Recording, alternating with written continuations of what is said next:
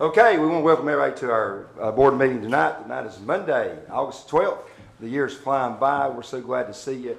And we begin every meeting with a prayer and pledge. So I would like to ask everyone to please stand at this time. And Commissioner Tony Brown will listen to prayer. And Commissioner Patrick Ellis will listen to pledge. Let's bow our heads. Father, we thank you for this day, and we thank you, dear Lord, for all your many blessings. We thank you for our health and our strength. We thank you for giving us the opportunity to serve our county. We pray, Father God, that we would just do that would be pleasing to you, first of all, Lord, in everything that we say or do here tonight. And we pray, Father God, that everything that we say or do here would be to uplift our county. And Father, we ask you now to go with us, be with us, and have your way in our lives. And we praise your name. Amen. Amen.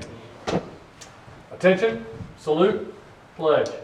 I pledge allegiance to the flag of the United States of America and to the republic for which it stands, one nation, under God, indivisible, with liberty and justice for all. Thanks so much. You may be seated. We hope you enjoyed the nice music before the meeting began, and just a new feature. We've got our TV screens up now, so we're trying to be very modern and help any presenters who come in and want to present. So thank you for being here. We'll begin with the approval of minutes. What's the pleasure of the board concerning the minutes as we have them? Motion approved. Second. Discussion, all in favor? Aye. Any opposed, like sign. Okay, we have tonight's agenda before us. What's the pleasure of the board concerning approval of tonight's agenda, and are there any additions or deletions? I do have a request from the sheriff on a hiring approval. If you would like to do that when the sheriff is presenting, Okay. it's time to do that. Sounds good. Make that modification and to accept the rest as presented. Second. Discussion, all in favor, say aye. Aye. Any opposed, like sign. Okay, we'll begin tonight's meeting with our appointment schedule. We have Dr. Gritt with us, our school superintendent. Dr. Gritt, always good to see you, sir.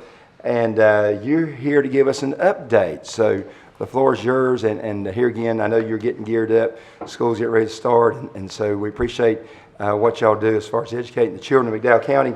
And we appreciate the partnership we have with the Sheriff's Department and the state with the SROs being in the schools. As a parent, that makes me feel really good to know we have law enforcement present in our schools. So the floor is yours, sir. All right. Thank you first and foremost. I want to thank you, Chairman Walker, Vice Chairman Brown, Chairman of the board, Mr. Wood. Appreciate y'all having me in. So tonight, not so much of an update as it is a thank you. I think it's important that we need to thank our folks in the community when good things happen. So tonight I'm before you, and I wrote a letter. I actually wrote this letter on July 23rd, 2024, and I shared it with Brian Oliver. Y'all know Colonel Oliver. I said, Colonel Oliver, what do you think about this letter? He said, man, it'd be nice if you could go up there and do it in person. So what I wanted to do tonight was, on behalf of the board, read the letter that I had that I was going to present to you guys. So if you will, just bear with me. I'll read this. It says, to the McDowell County Commissioners, I'm writing you today to thank you for your unwavering support. After 1 year on the job here in McDowell County, it is evident that each of you has shown a remarkable dedication to our students. Your support will significantly impact our students, staff, and community in the coming school year. When I met with the Board of Education, they explained to me the special relationship and collaboration that existed here, and seeing them firsthand over the past year truly explains why so many people have shared that McDowell County is a special place.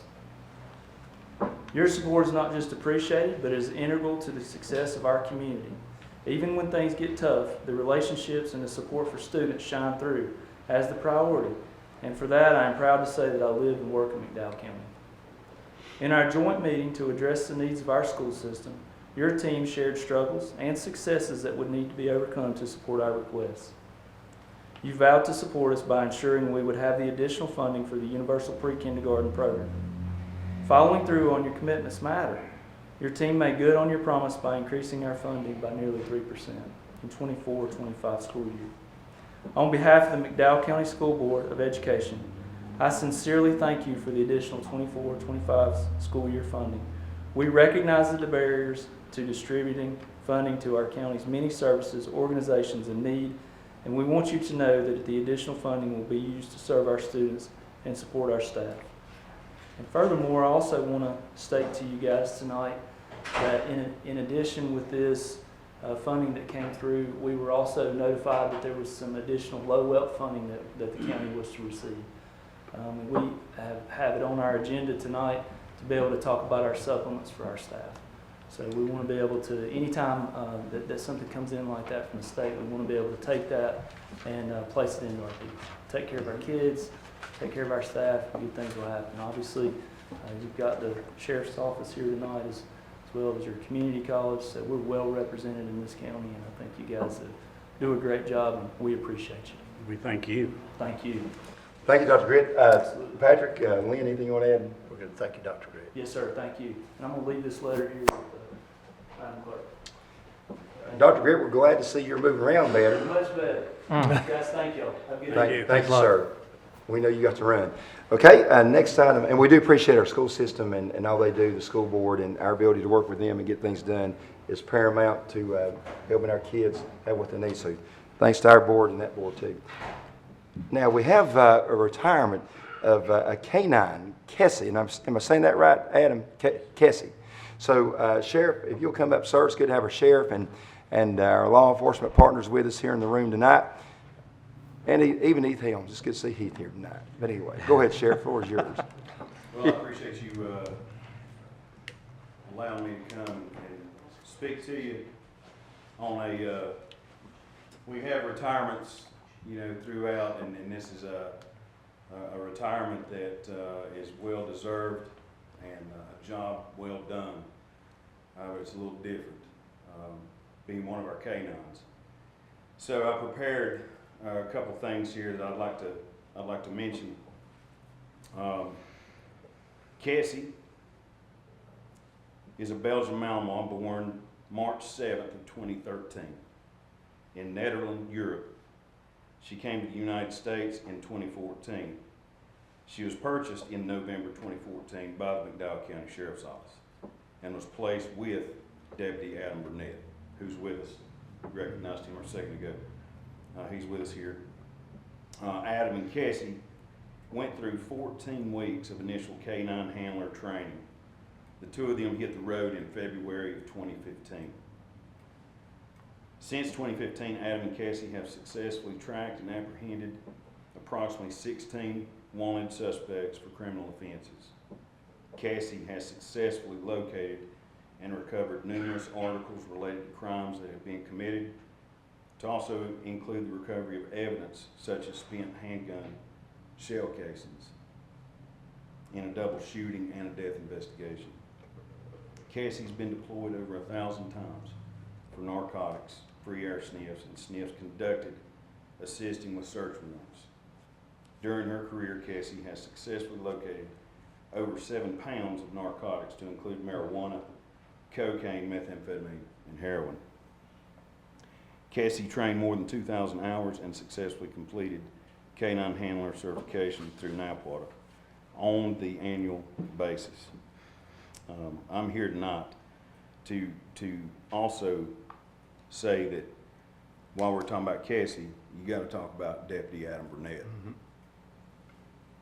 As a former K-9 handler myself, I know the commitment that it is. It don't stop at the end of the day when you go home. That's a 24/7 commitment with that dog, and that dog becomes part of your family. A great tool for law enforcement, an absolute lifesaver to the men and women that wear the uniform. And Kessy has done an outstanding job, and Adam has too, as the handler.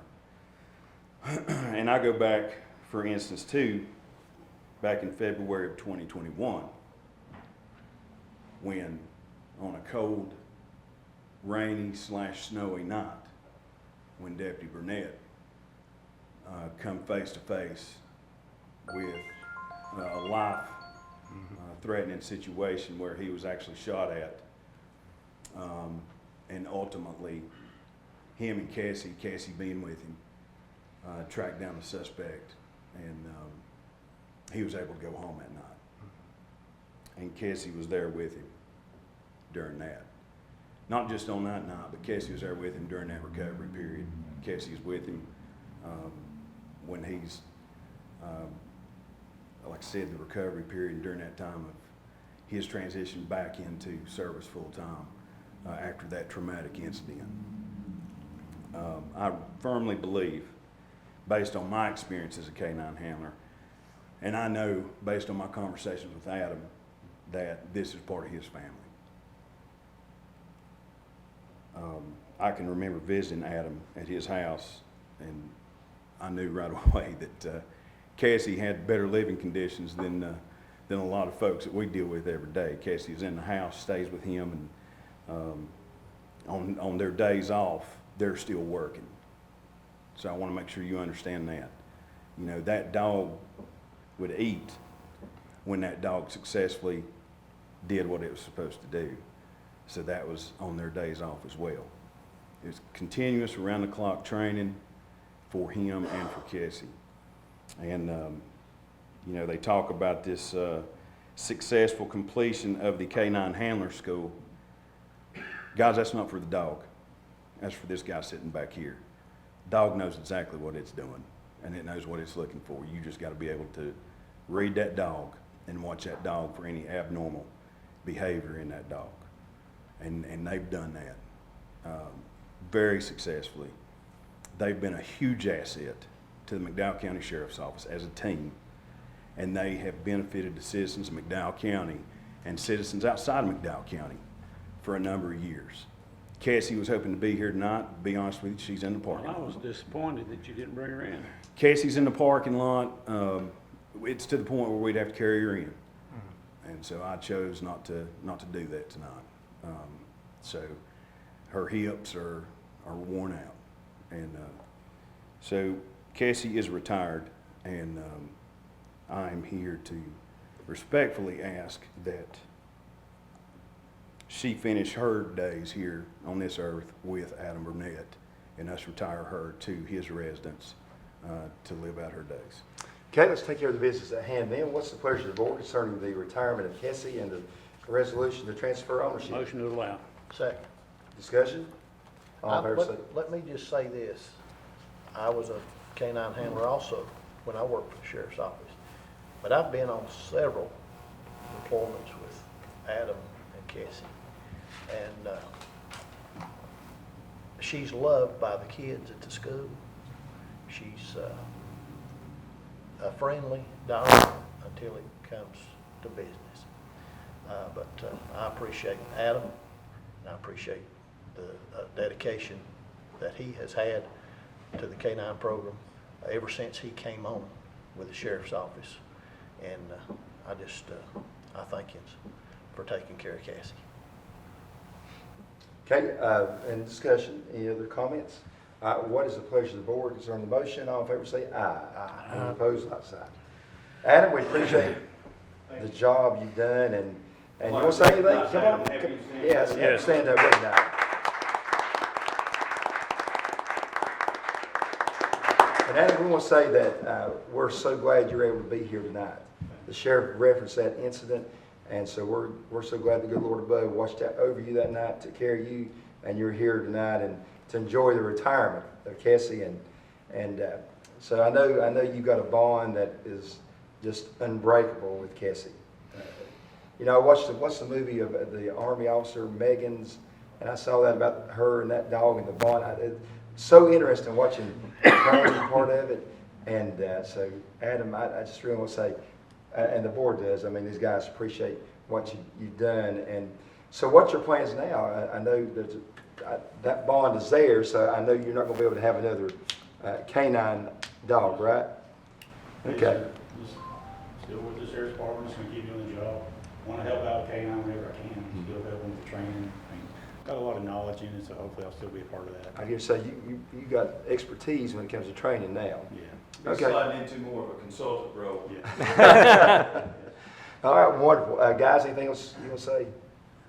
Appreciate what you do. Appreciate it. Thank you. Okay, well, I remember those tracks, Lee. Yeah, we had fun, didn't we? We did. Thank you. congratulations. Thank you. Enjoy. Thanks, Sheriff, for being here tonight, and your staff coming in support of Kessy. We appreciate that, sure do. He wanted to do his other request. And We're going to handle this, that's right. This is the addition. Sheriff, come on up, sir, if you don't mind. Mr. Wood, go ahead and preface this real quick. Again, quickly, sheriffs have, as well as register of deeds, have a tremendous amount of latitude in selecting their staff, and that's constitutional. There are a couple of situations where they do require your approval. It's 153A-1031 for when they want to hire somebody related by blood or marriage. And so sheriff is here tonight to request the hiring of someone related by marriage. So would you like Sheriff to elaborate? Sheriff, you want to say, call me, you want to, but I'll say something first. The North Carolina General Statute allows this, and we've got there's a history where we've allowed this to occur in other departments, and as one commissioner, I'm not opposed and support the request. And I appreciate the letter where you've outlined the information to the board, Sheriff, and given us information that we can have prior to coming in here, so we would be informed and be in the know, so to speak, on Mr. Marsh and his credentials. I made a commitment to the citizens of this county to assemble the best team possible, and I believe that he would be a true asset to our team and serve the citizens of McDowell County extremely well, like he has done under the prior administration. One thing I like, Sheriff, is his background with the DMV License and Theft Bureau Division as an inspector. I mean, that's just another specialized angle right there you can come in on that. Mr. Chairman, I move we grant his request. Second. Discussion? All in favor say aye. Aye. Opposed, like sign. Okay? Thank you. All right, thanks, Sheriff. Let's move to the next item on our agenda, and we have the introduction of the McDowell Technical College President, J.W. Kelley. We got to meet him the other day, and thanks, guys. Appreciate our Sheriff's Department. Y'all have a good evening. So, J.W., come on up, sir. It's my honor to welcome you to the boardroom tonight, and we're so glad you are here. And I know you're off running hard and fast down there at the college, and I do want to say that you walked into a very good situation. That college is doing an outstanding job, and they're winning awards nationwide, and you got a good group down there, very supportive group, and I know they're excited to have you. I've heard them say that. So welcome, and the floor is yours. Thank you, Mr. Chair. I appreciate that, and I agree with you 100%. I think there's a great team at the college, and I'm grateful that the board trustees selected me to have the honor to serve there at the college as well. And thank you for those of you that were able to make it to the breakfast the other morning. I think that was a good time. I enjoyed getting to know everybody and answering some of the questions. And I won't bore this group with reiterating any of my personal history or career path or anything like that. I'm kind of like Dr. Grit. I just want to come and say thank you for the opportunity to serve here in the community and move to the community and make it a part of my home. My wife and I were eagerly looking and searching for a place that we can call home, and hopefully that'll happen in the next several months here pretty soon. I do want to share some numbers with you. I thought you might find these numbers interesting. So $1,125,000, $1,176,000, $1,305,000, $1,343,000. You notice that number keeps going up, right? $1,356,000. That's the budget you guys have provided to McDowell Tech over the years, and I just want to say thank you. Like I said at the breakfast, you guys are like Old Faithful. You're there, you're giving to us, you're taking care of us, and you're making sure we have what we need so we can serve the citizens of the county. So thank you very much for that. The other thing I want to mention is I want to thank you for nominating, I guess is the right word, I might not have the right word, but reappointing Mr. Chad Marsh back to the board.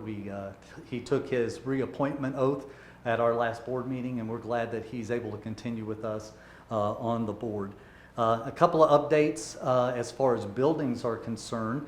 The old Fort building will be done here pretty soon. We hope to take occupancy here in the middle of September probably, and there'll be a ribbon cutting probably the beginning of October. We'll make sure we get invitations out to everybody, and you'll be there to celebrate with us in Old Fort. The new building, we've received our first allocation for the health sciences and public safety from the state. So that design and contract process is beginning. We hope to start construction on that next fall, and then hopefully we'll move into that building in 2027. So those are just a little bit of the updates, but mainly just wanted to say thank you to you guys for your ongoing support and partnership for the future as we serve McDowell County. So, any questions for me? No, I just like to say, we're happy to have you, and we think you're a good fit for this county and for the school, so we welcome you aboard. Thank you, sir.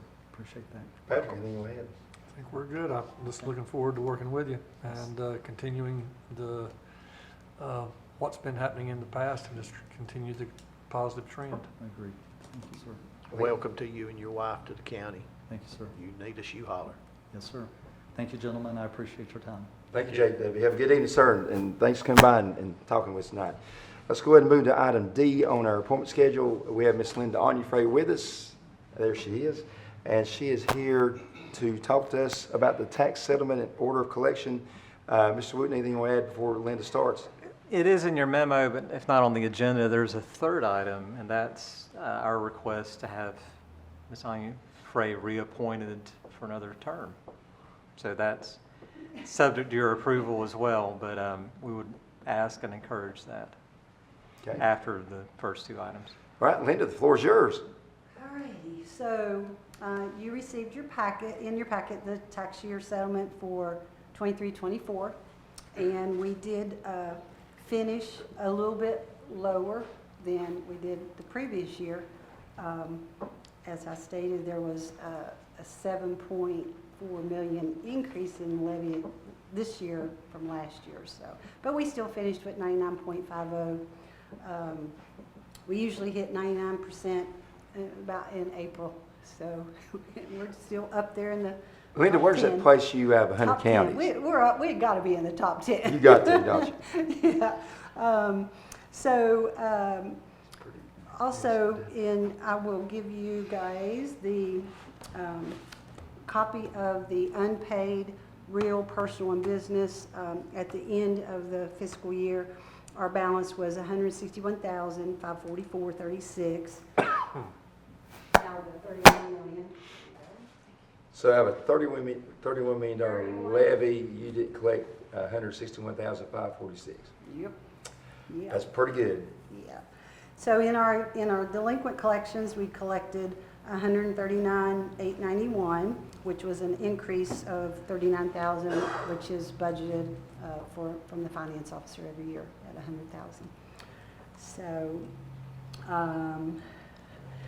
and that's really it. Okay, questions to Linda by board members? If not, let's go and take care of the business at hand. Okay, gentlemen, you've got the information before you. What's the pleasure of the board concerning the tax settlement, the reappointment, and the order of collection? Move that we approve the tax settlement and collection and approve the reappointment of Ms. Onufrey. Second that. Okay, discussion? All in favor say aye. Aye. Any opposed, like sign. Okay, Linda, have a good evening. Thank you Thank you for very being here. much. Thank you. And great job on your collection rate. That's great. Let's move to the next item on our appointment schedule. Item F, this is the North Carolina Department of Transportation project update. We have Brendan with us tonight, so Brendan, come on up, sir. I think we missed the, Oh, well, we'll just come back and catch that. the room tax. I did that. Well, yeah, it's Shannon, okay. can we come back and get you? Well, let's bring you up here. We want to stay in order. Yes. Come on up here, Shannon. See if- I checked that off in anticipation and already. All right, it's good to have Shannon Odom with us. He is doing an excellent job. We're glad he's here. How long have you been at McDowell County now, Shannon? 2 years now? It's a little over a year. A Back in year May, now. so you're in Seems 3 like you've been months. here forever, so the floor is yours, sir. Go ahead. Thank you, thank you. I'm just here to ask for your continued support for the resolution for the increase in occupancy tax going from 5% to 6%, which is the maximum allowed by law.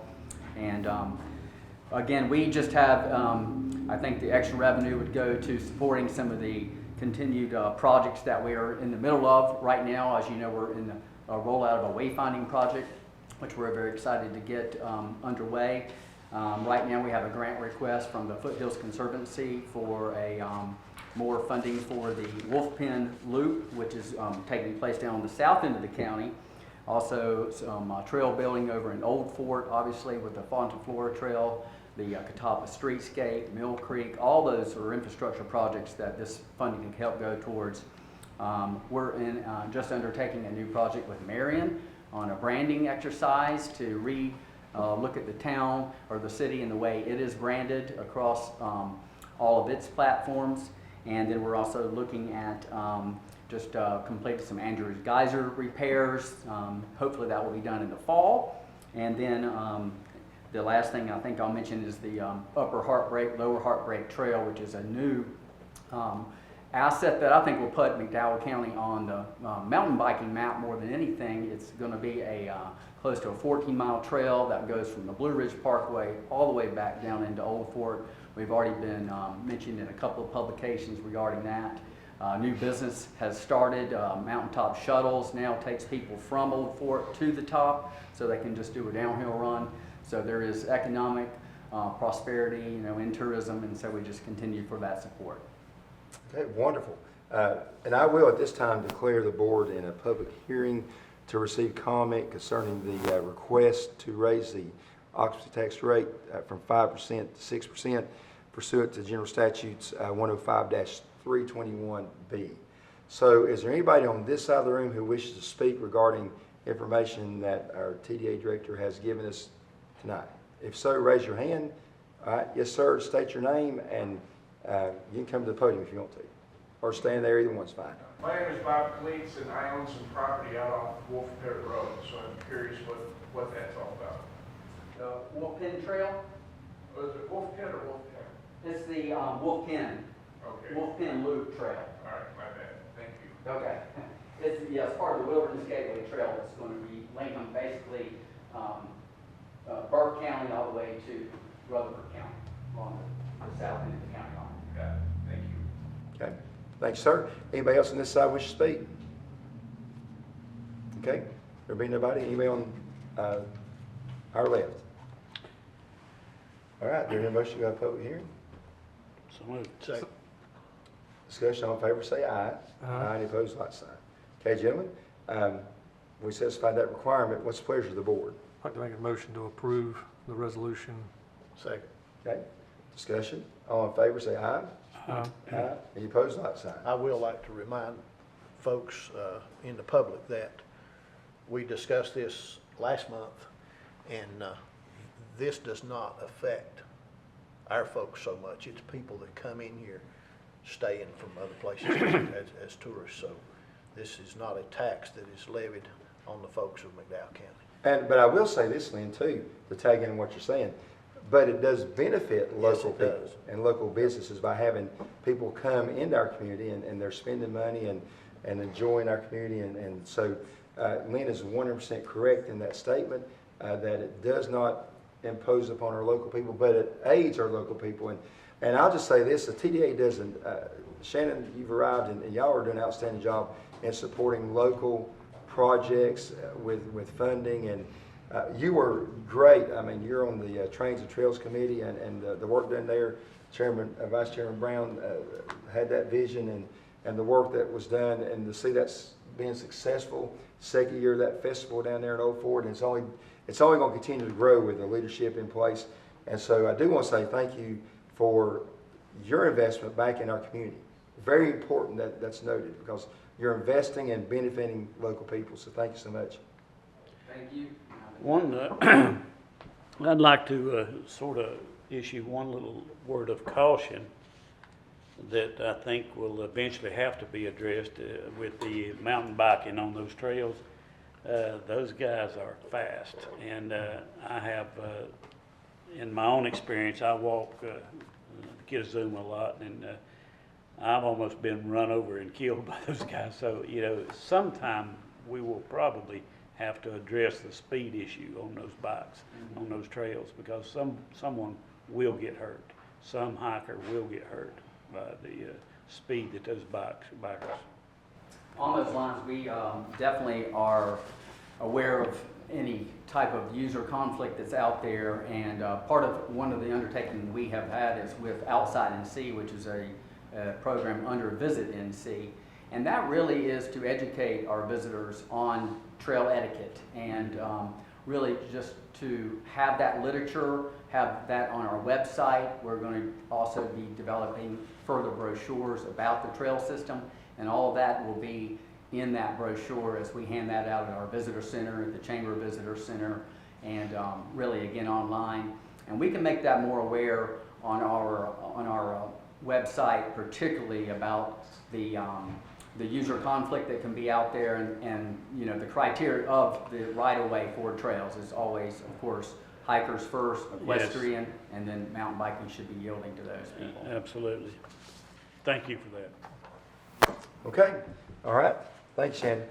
At this time, let's move to item F on our appointment schedule.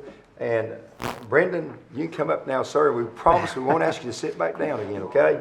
So you're here with the DOT to give a project update. So, sir, good to have you. The floor is yours. Thank you, Mr. Chairman. Thank you for your time. My name is Brendan Merithew. I'm with the 13th Division of the Department of Transportation here in North Carolina, and I've got a few updates on some up-and-coming projects. I'll keep it brief. I do want to touch on one that is under construction now that I know you're all aware of, and I've heard from some of your constituents about. I'm sure is the construction on Exit 72, the bridge rehabilitation that's going on there, and it turns out it's taken a little longer than we expected. We were hoping to be wrapped up this fall. And I think it was explained to me and maybe some others that once, like working on your house or your car, you get in there and you find a few other things that need to be addressed, and that's what's going on. So there'll be some supplements to that contract. But the access underneath the bridge, and forgive me, is it Commerce, will be open soon. There may be some intermittent closures for necessary work depending on what's going on above, but we're well aware that this has been a difficult time for some of the folks around there for access. Do you have an estimated date?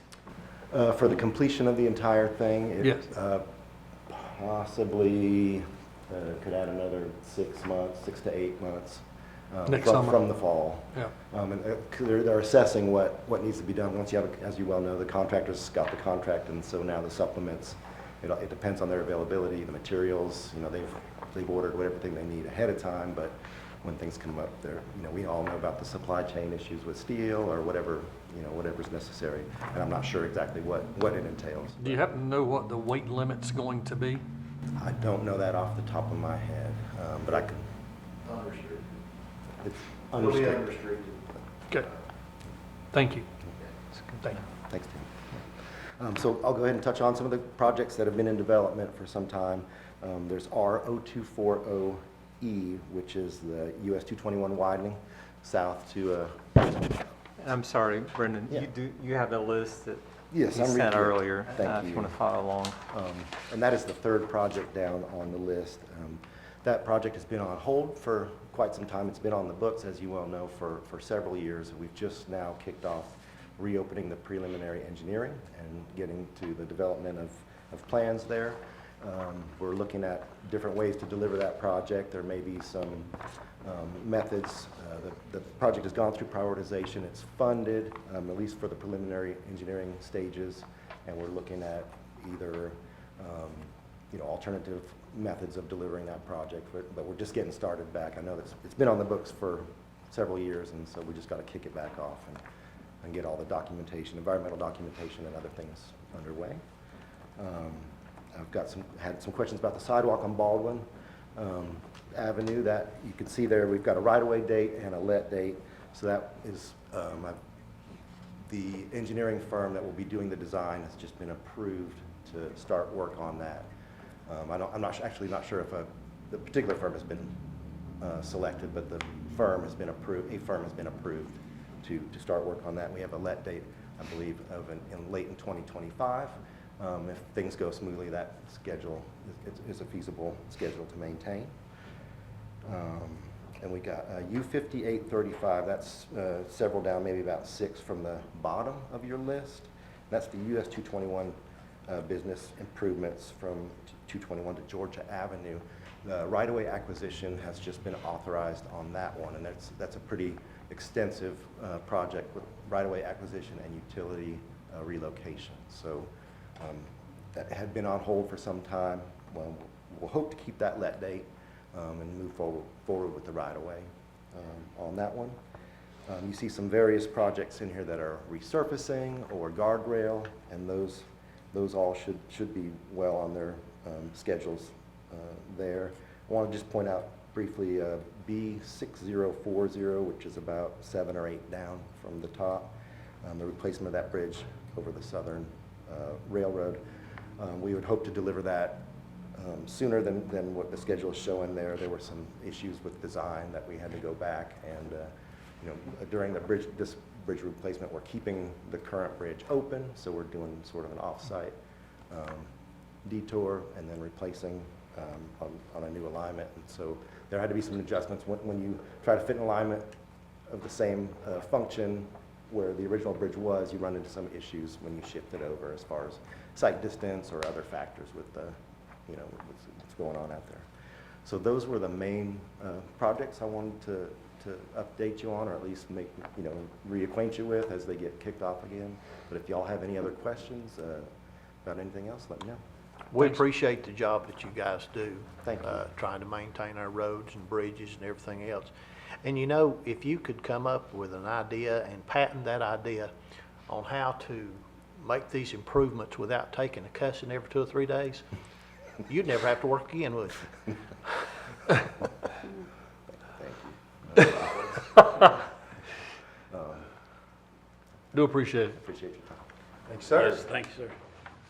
All right, let's go to item A under old business. This is water project updates. Mr. Wooten, go ahead, sir, and lead us out on that.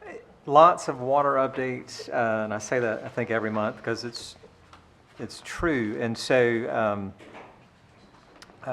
last month, phase 1, which is something we started about 2 years ago, that work, we were entering some shutdowns on existing lines to tie on the new, and most of that's been done. And so phase 1, which again, Lonesome Pine, Jack Corporate, and a few others, we're just about done. And so we'll be able to start tying on folks within weeks. There we have been receiving calls, and very excited to get that going. Much along the same way, Hoppy Tom Hollow is almost done. This one, as I've said before, is a little bit different in that this is a competitive grant. The grant provided funding to connect interested parties. And so we've, like I said in the memo, about 15 to 20 have reached out for connection. So the main line is essentially done, and then the plumbing will start next. And so that's good to get some instantaneous flow there from those folks. We had a meeting in this room about a week ago for phase 2A and 2B. That's coming back westward towards Marion. And I mentioned last month, it's worth repeating, in this process, we are moving the master meter for our system westward. So the city is going to gift us, grant us, transfer ownership of a little over 2 miles of water line on 70. And so that master meter, if you know where Beeman Road is, we're putting the meter right there. You've approved that easement some time ago. And so we will have ownership and control of that line. And to Mr. Merithew's point, there is a water line on that bridge over 70. And so we had a little bit of a panic attack when we realized that bridge was going to be replaced, because DOT typically does not allow lines on bridges any longer. But we made sure that, obviously they know there's a water line there. That cost will be borne by the bridge replacement project. So if they choose to put it back underneath the railroad or put it back on the new bridge, that's their call. But that will be, by the time that happens, it'll probably be our line and not the city's. So that has been. And that's going to be in writing too, right? When you get Absolutely. So we'll make sure all has to be stamped and engineered. So we'll make sure we're very clear about it. East End, again, around Lake Club area. Thankfully, we have a Sharp County attorney who was at a meeting we had last week on this project. It's a complicated project because we are, again, another competitive grant we received. we will be spreading out water lines in those communities. And there are 3 or 4 HOAs that we've been partnering with, some individual owned lots, some state right-of-way, so it's a cavalcade of different options. And so we're trying to work out all the details with the property owners now, but Mr. Coates is doing a great job of staying on top of it. Appreciate his time and energy in looking into all those easements that will be required. And then Exit 90 is a very small project near that interchange that it's in the design stage. And then lastly, under the Nebo area, work is proceeding on a small private development. Your participation is the bore underneath the highway. The developer is doing the work inside the development, which will tie on homes under construction in that development. So we'll pick up, hopefully 5 to 10, if not more, there. And then shifting a little bit, I really hope to have an engineering contract for you for the section going towards West Marion Elementary. The selected firm presented a contract, and I've gone back to them to go down on the price, negotiate it down to try to get it within a reasonable budget so we could put more pipe in the ground and less for engineering. So some of it isn't, I wouldn't say it's superfluous work, it's more things that we would either shift to the construction contract or not do at all, as far as a geotechnical exploration or subsurface utility location. Typically we use 811 for that, and they have a third party. So there's some things we don't want to shoot ourselves in the foot over, but we're just trying to cut down the cost as much as we What can. are we looking at there, 2, 3 years? If they started a design on that would probably take 11 months. So I think it would start probably in a year, hopefully a little bit sooner. And then to get to the school, it's a 6-month project, so Okay. a year and a half, So a little quicker. hopefully. Okay. If we meet next week, and hopefully I'll have the contract next week. I do know the Sugar Hill Fire Department has communicated they want to, their desire to see that thing loop on up and then come back down to pick them up too. Absolutely. With their ratings, whatever. And just so you know, of course, the scoping we're working on for the engineer, what we're asking to design is to the school, that's the priority, but also looping back up Marler and then up Zion Hill back to Sugar Hill Road. And that will be the design that we're starting off with. That doesn't mean we might get to do it all depending on available funds, but we will have a design. If we don't have enough for construction, we'll have the design ready to go for a grant that comes along.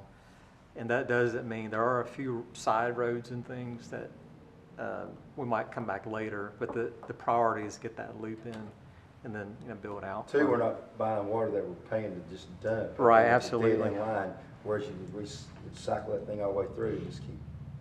Looping is the best. So that's all I have for updates on water. Okay, comments or questions for staff concerning the water updates? There being none, let's go to building updates under old business. Item B, so Mr. Wooten. go Again, ahead, sir. mostly updates. I don't think there's any action here.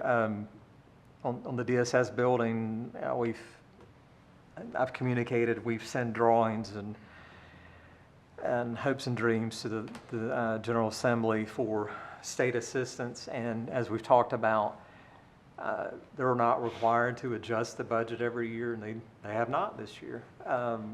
And they may come back before the end of the year to do some more adjustments, but don't necessarily hold your breath.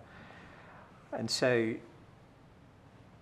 if the state is not going to provide assistance this year, there's always next year, but at some point you might want to decide if you're going to wait on state assistance for this project, if you're going to do anything on your own, or look at our existing facilities on at least medium-term solutions. Because most of our issue now is just staff being probably double up in the offices is more the issue, because it's not so much, well, we're in 2 or 3 buildings. That's been the situation for a long time. It's more where the staff has had to grow with benefit expansion. You know, we're running out of space in the main building for those folks, so.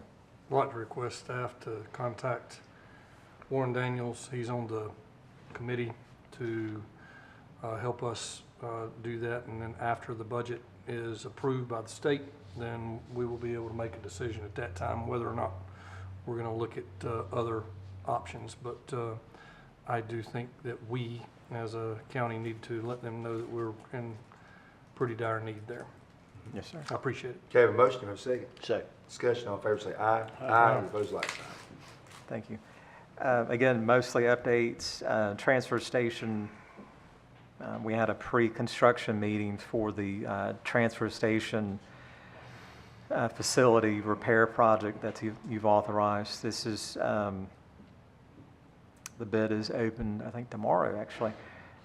And so we might only have 2 bidders from what I understand. So if that's the case, we would rebid it and then bring back the bids as soon as we can. But that's not an option. We're mandated by the state to do those repairs. And the budget is just whatever it might be will be for that repair. What's related and adjacent is the new scales. Again, you've authorized that before. That's requiring a permit modification. Spoke to Mr. Riddle about that today, about where the current building and the scales are. We have to move a septic tank and all kinds of things to make it feasible. Spoke again with him about the second access road. I don't know that the budget for the 2 things that have been authorized would cover a road, but we have the request into Congress, and I said we are talking to our engineer about it to figure out what that cost would be to go straight up the side of the hill there. I'd like to see that happen. Yes, sir. Do we have an estimated timeline on what the estimate would be On the repair? on the second road? Not at this point. Because just for knowledge, if Congress gets back with us, says this is what it's going to be, is there going to be enough in it to cover the total cost? Gotcha. So, And I do know from communication from our congressional representatives, if that funding happens, it'll be maybe no sooner than December. right. So we'll continue to work on it with our engineers. Thank you. It's definitely needed. Recreation Center, if you drive by Academy or West Court, you see, especially West Court, you see work happening there. The pool design and materials are underway as far as the selection. The exit there midway on West Court is being dug out from the existing bank. So it's well underway. Very complex project for somewhat limited scope, but one of the things we have talked about and identified when you've got an older property like that, and again, Marion High School was there. That was built probably 100 years ago. You're going to find things. One of the things we've found is like a stormwater drain passing from the street above that's passing through the property to the street below West Court. And so that pipe probably needs some work. We're going to have a conversation with the city about that, since that's probably their pipe, that will report back on it. So it's kind of in the middle of our site right now. And then lastly, the animal shelter. Received back quotes on surveying the possible site on Spalding Road. You authorized that last month, and that'll take a few days to get done. And I mentioned a few weeks, I mentioned last week, if that site that's identified on Spalding Road that you approved to proceed on survey, and if it doesn't work out for an animal shelter, if nothing, it's good, it's money well spent in the fact that we don't have a topographic survey on that property right now. We own the property, and so that will help us guide some future decisions regardless of using the property. So money well spent. That's all I have on building updates. Okay, comments or questions for staff? There being none, let's move to item C under old business. This is the North Carolina Association of County Commissioners legislative goals. Mr. Williams, go ahead, sir. We've talked about the General Assembly a few times. This year was their short session, as you understand. Next year will be the long session. They alternate years, and so they will convene January, February to start their legislative year. And the Association of County Commissioners, which is your advocacy organization, they have a process. I know Mr. Green has participated in meetings, but they have a process where all 100 counties are allowed to submit goals that you would like for them to advocate on. And what happens is all those goals from all 100, however many participate, they go to this a conference, and there's a democratic process there where whoever shows up, all 100 or 50 or 80 or however many, they vote on the goals, the platform that then goes before the General Assembly. So all 100 counties are very different, but a lot of times you have themes that kind of line up. And if it's too controversial for the whole, that county can advocate on their own for it, but they try to look for commonality. So I've put two things in here that you've talked about in the past that I very much know that you want to send forward, and there may be 10 others, but two are universal pre-K being included in ADM calculations, and the other you've asked to communicate on is increasing the income limit for elderly and disabled tax exemptions. Were there any others that? And tie that to the inflation rate. Yes, sir. Where it's That way there's is not fixed. Mm-hmm, that's right. It's a moving number. Because it's been Because it requires, periodic focus. Was there anything else that you could think of that we've talked about, or anything else?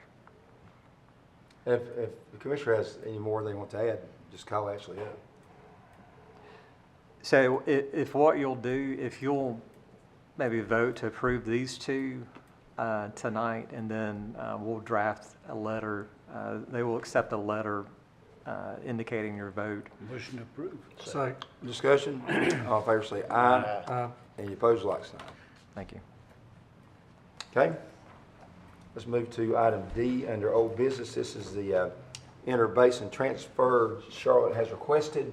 So Mr. Wooten, give us a good update on that and let us know where we're at in opposing the theft of our water of our basin. Yes, sir. So last month I attended a meeting in Morganton at the auditorium there, a presentation by Charlotte Water. It was similar to the presentation in Hickory a few months prior, but I will give Charlotte credit. They did a lot better job presenting their case at this one. Much better venue than what was in Hickory as well. And so there were several hundred people there. Senator Daniel was there, several other elected officials from the region. Otherwise, there's been discussions with our peers at the Western Piedmont Council of Governments. They were the lead agency in the Concord-Kannapolis request last time, and we've talked about this a little bit, but they have put together a funding matrix essentially based primarily on budget and population, but also on water and sewer budgets if you have one. And so there's a breakdown in your packet about what their member governments would pay, and then Marion and McDowell County. I did call the town and make sure to connect the town with Western Piedmont. And so they're kind of, which it sounds like the town wants to contribute. Their contribution would be much smaller than most in what you see here, but it would be maybe pretty close to the town of Catawba or some of those folks, but they are interested. But your contribution for the current budget year, if you consent, would be a little over $14,000. The next budget year would be a little over $11,000.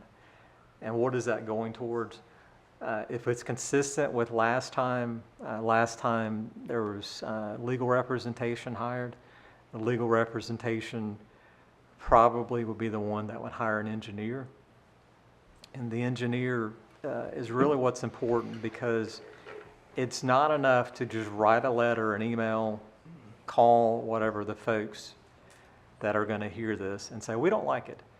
That's part one. Part two is to say, we don't like it, but here are some alternatives. And this is where the paid engineer is going to present some scientific data that hopefully Charlotte's looking at, but to edify what hopefully they're looking at as alternatives other than the interbasin transfer. So again, there's work going into there. It's not just to pay someone to write an expensive letter.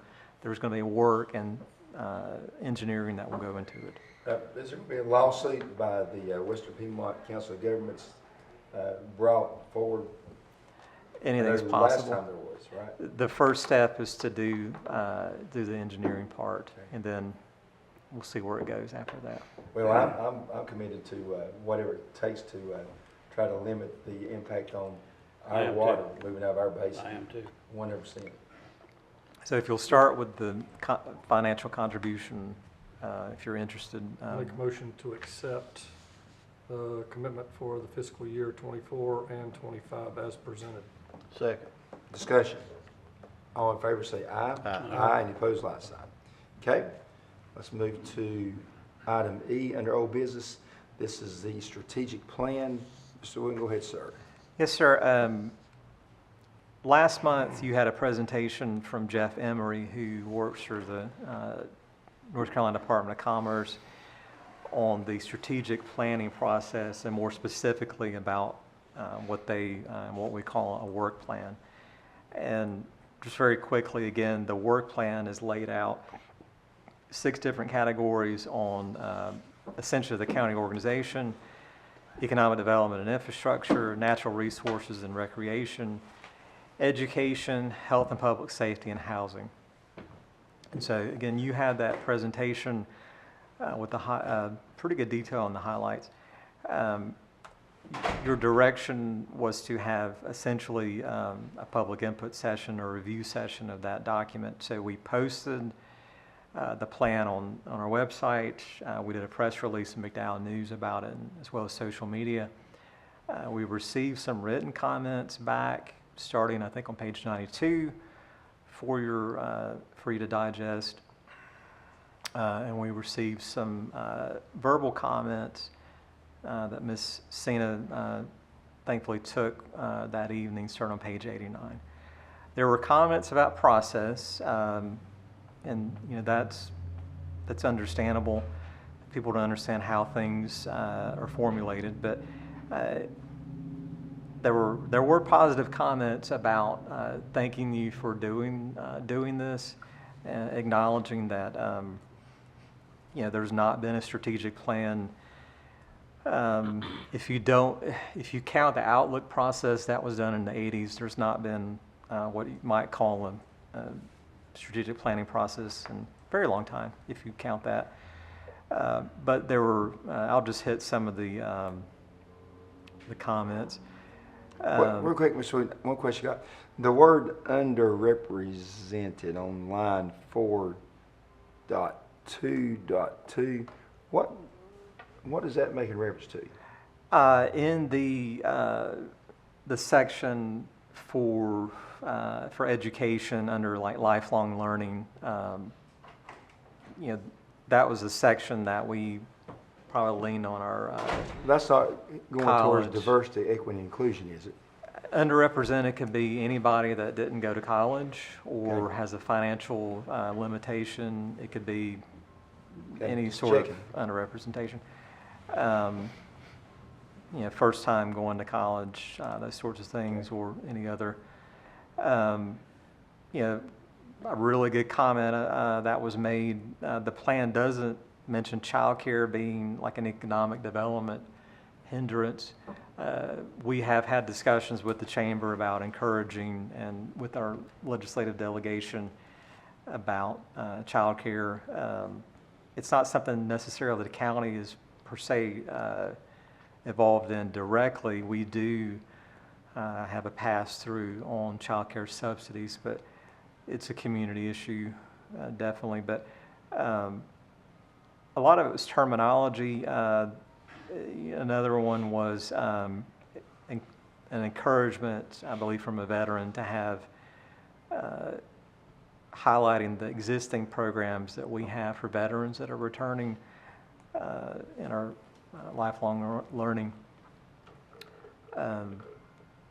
There was a comment about a request for minimum housing ordinance. So you've heard that before when the topic has come up. So on the whole and whole, I think the comments and the input was very appreciative that evening. My understanding, your interest was passing this plan at the September meeting. I would like to take one last pass through it. Mr. Emery noticed some things on what I would say his part is more on the demographic side that needed to be improved. A couple of road names were wrong and things like that. But some of the language, I don't want to get out ahead of you and do anything you don't want to support. Some of the terminology could be clarified and cleared up, but are there any things, and you could table it and think about it and get back to me, if there's anything from your review of it that you'd like to make sure it's included, any different than what's been presented?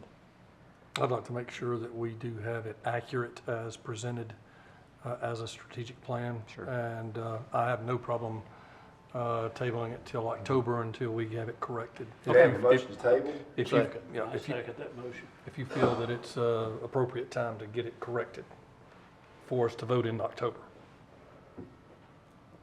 Okay, got a motion second, we're in Does that, discussion. Go does that, ahead. does that understand? Yes, sir. And so what I'll workshop some of the language and improve it and bring it back. Then we can check it out and You'll then look at it and say, and then took the we wrong can angle here. critique it, and then we can vote on it hopefully in October. Perfect. Sounds good. Okay. All in favor of the motion, say aye. Aye. Any opposed, like sign. Okay? Thank you, Patrick, for bringing that up. Let's go to new business. This will be item A, employee leave policy. Mr. Wood, go ahead, sir. Yes, sir. Noted in the memo and for the record here that Mr. Walker asked that this item be discussed a couple of months ago, and it was discussed briefly at that time and tabled it for a couple of meetings. And so what we talked about then and now is the request to look at what our existing leave policies are for folks that are maybe giving birth or having a family addition, depending on how you might look at it. And so I presented information for what the state is doing, and that's mostly what you see in the memo. So as you can, I'll just read a couple of the bullet. Like a state employee, mother that gives birth would get 8 weeks of paid leave. Spouse, where the wife, regardless of their state employment or not, gives birth or adopts a child or fosters a child, they get 4 weeks of leave. And also the second bullet point, I copied and pasted this from the state, but there's also a 4-week provision for state employees or spouse, which it covers, but also 4 weeks for an adoption is in here. There's a proration for part-time employees. This is for state eligibility, is for folks that have been employed for 12 months with the state. So you've been there 12 months and a day, you're eligible for this opportunity. And I mentioned before, our understanding was about 8 to 10 counties had implemented some form of this type leave across the state. And so I do have that list with you. Let me start on page 98. Gaston, Wake, Alamance, Cabarrus, Durham, Orange, Caldwell, Chatham, Person, and Union. And Buncombe is not on your list, but they're a new one, relatively new, that do some type of parental leave. Person, for example, gives 30 days of paid parental leave, birth or adoption. Orange is, 240 hours, so 6 weeks of leave. So it kind of goes the full gambit. But most, as we understand it, tend to stick with the 12-month scenario, which is in line with FMLA. So our employees are covered by federal law, FMLA, if they've been here 12 months and they have a family addition, typically through birth, they're allowed. So moving forward, what you need is a policy in front of us coming from HR to approve? Is that what you need from here, or? I'm looking for what your thoughts are. It is, because it was asked to be, discussed. Is there interest in doing any? Well, personally, I'd like to take a stronger look at it. I'd like to look at different aspects of it. I'd like to look at revenue cost on it. I'd like to, ballpark of what it could cost us. Sure. I'm not prepared to vote yes on it tonight, by no means. Right. I'd also like to ask too, as far as part-time employment. Usually, part-time employment is not involved with direct benefit package as far as, and when would that be as working as a part-time? When would you have that available? And I know you said it was prorated, but again, part-time employment, usually in the private industry, it's not a benefit package is not provided. It might be rhetorical, but I'll answer it either way.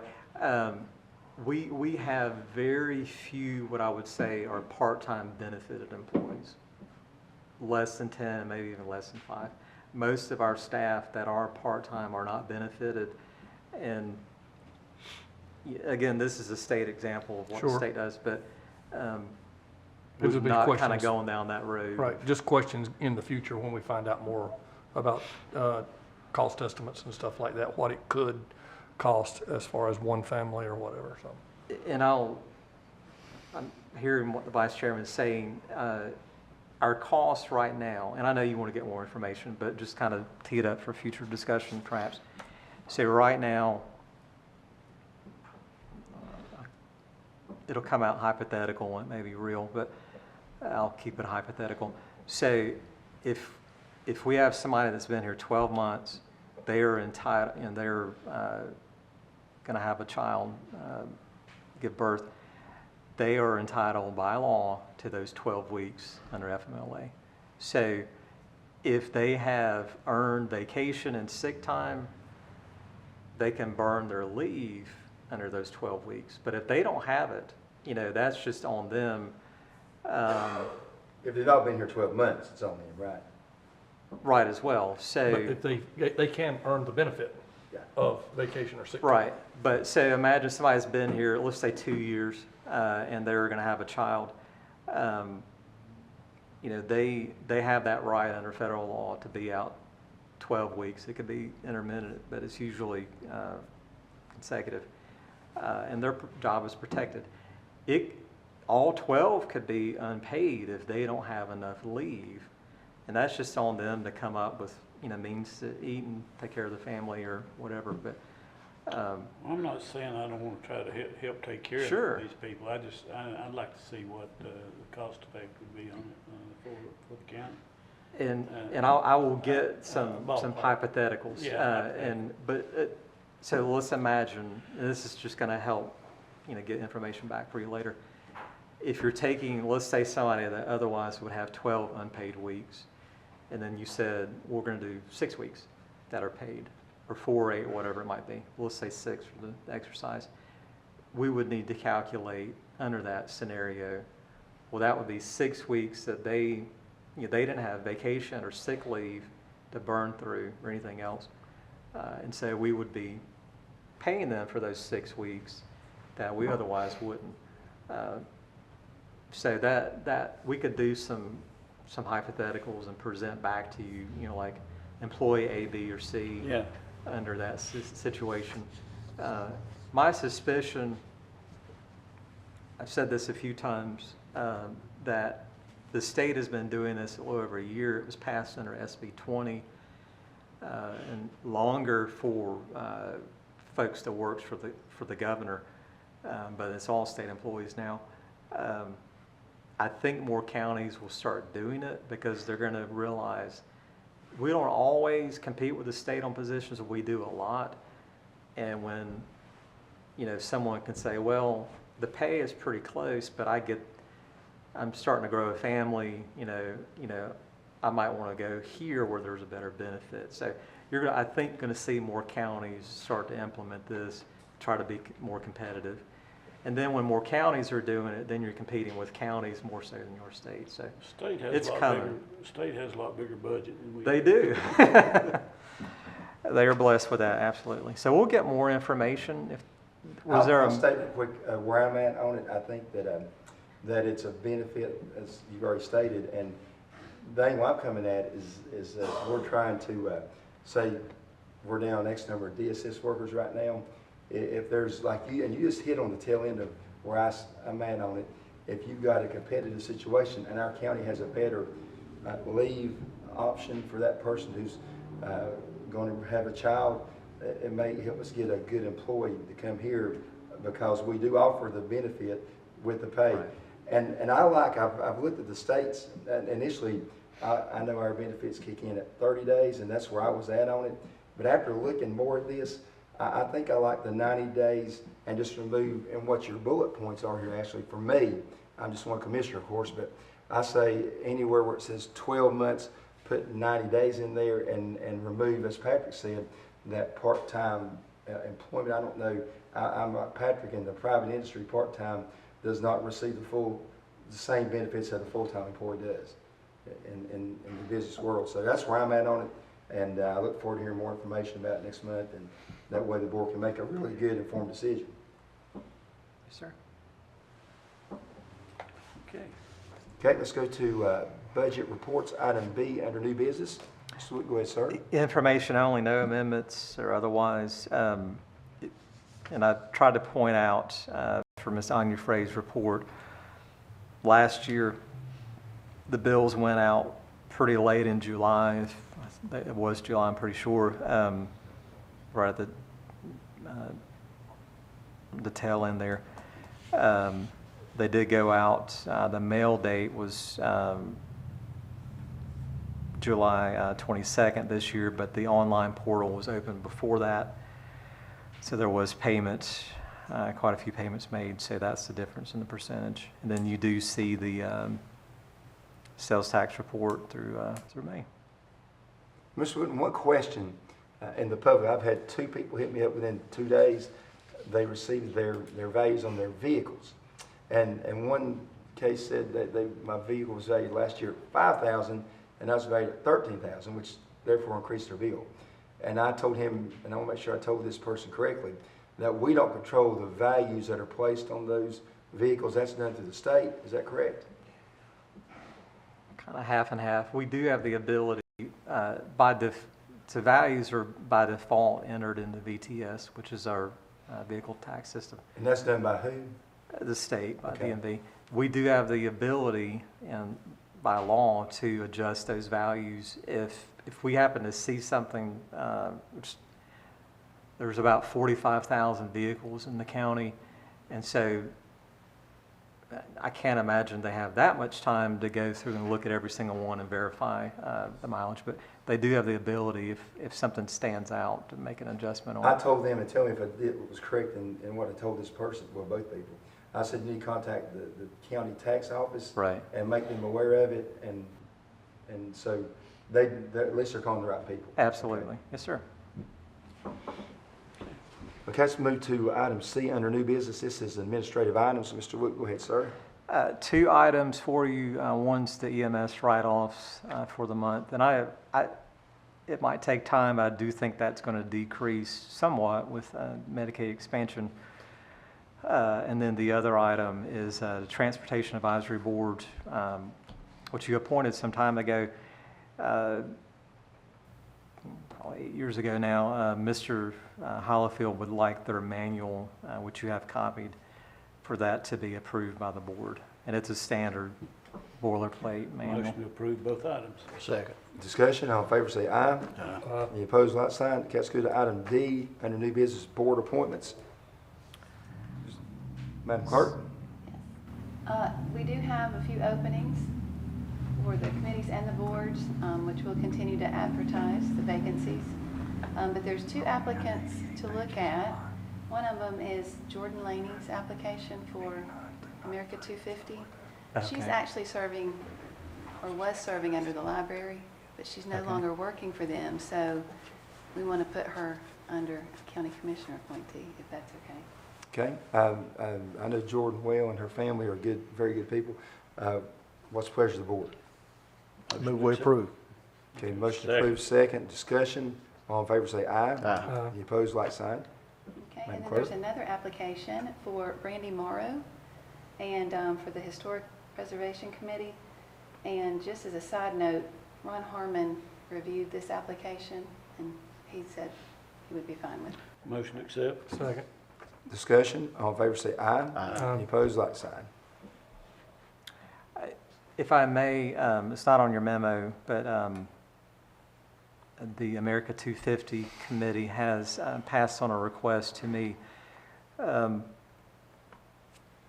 If you would be willing to add 2 seats to that committee, because there's a lot of, by design, the template we use for the board composition, it's a lot of organizations, but I did put 2 county commissioner appointee slots on there. They've asked for you to consider the request to add 2 more community slots, just to make sure there is community engagement, not necessarily from the chamber or the school system or, good people, but, to give your public a little bit more of an option. Is that something you would? And then again, you're appointing the folks, whoever applies. That's fine with me. I would, If we're going to be my appointing stance on it them. would be to approve one and leave the other one to be appointed by. But they would all be appointed by you. If you add, so just adding 2 seats, Okay, well, but I'm you're okay with you're that. appointing the people. Okay, I'm okay with that, and I just didn't want to lose it. Absolutely not. Okay. Did you make a move on that, Patrick? Did you want to? Do we need to make a motion? Yes, Make a sir. motion. Second. Discussion, all in favor say aye. Aye. Any opposed, like sign. Okay, let's go to item E under new business. This would be tax matters. Mr. Wooten, sir, go ahead and lead us out. When bills go out, there are some errors that taxpayers pick up. If they sell a property, sometimes it's maybe been an error for 2 years and they only brought it to our attention this year, and things happen. But anyway, you have some releases under and over 100. You do have 3 discoveries and then your vehicle report. Okay, what's the pleasure of the board? Move we approve tax matters. Any motion, do we have a second? Second. Discussion, all in favor say aye. Aye. Any opposed, like sign. Okay. At this time, we have item 5, which is citizen comments. So, Mr. Fred, Coach, do we have anybody who signed up to speak, sir? Okay, do we have anybody else who has signed up to comment tonight? There being none, let's go to commissioners. Staff reports, commissioners' updates, anything that a commissioner has or staff has. If you don't, I'll mention that did have a broadband update on the agenda, but we did get the MOU for the CAB grant with Skyrunner out of Asheville. So that's been signed per your authority.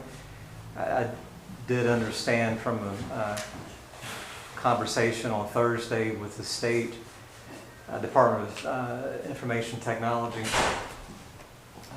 they are going to push out more funding for more grants. And so the money you had allocated for broadband under the ARPA funds, it's pretty much committed. But what they're doing, they're trying to move money kind of out the door so they don't have to send anything back to Washington. So they're going to do another round of CAB grants, including access to broadband, and they're going to try, we'll see, but they're going to try to use other funding they've been given by the legislature to where counties will not want to match.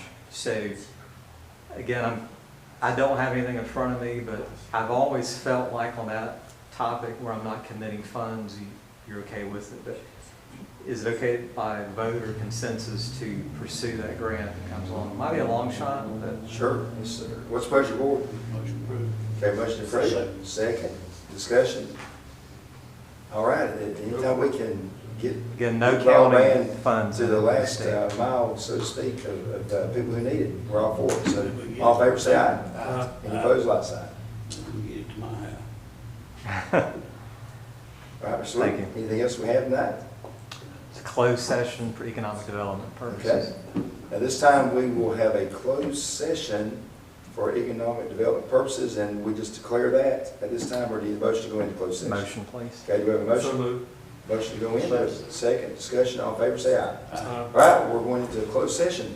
Thank you so much. We're now out of closed session concerning a economic development project. There was no action taken. Do I hear a motion to adjourn? Motion to adjourn. Second. Discussion, all in favor, say aye. Aye. Meeting is adjourned.